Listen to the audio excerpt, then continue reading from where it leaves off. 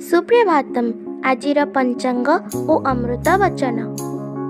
सुप्रभातम अद्य दिवसस्य पंचांगम अद्य श्री श्वेतवराह कल्पस्य वैवस्वतमन्वन्तरः द्वितीयपरार्धः दक्षिणायनः हेमन्त ऋतुः कार्तिकमासस्य शुक्लपक्ष षष्ठीतिथिः बृहस्पतिवासरश्च चुकाब्द षड्विंशत्यधिक एकपञ्चाशत्शतं विक्रम संवत् 81-द्विसहस्रं नवेम्बर् मासस्य सप्तमी तारिका। अद्य दिवसः सर्वेषां कृते मङ्गलमयं भवतु इति विभुपदारविन्दयोः विनम्रप्रार्थना।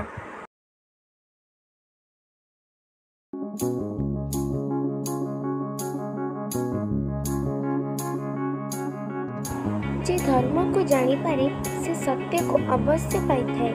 धर्मर ध्वजा उड़ाइले धार्मिक नुह, धर्म पालन कले ही प्रकृत धार्मिक।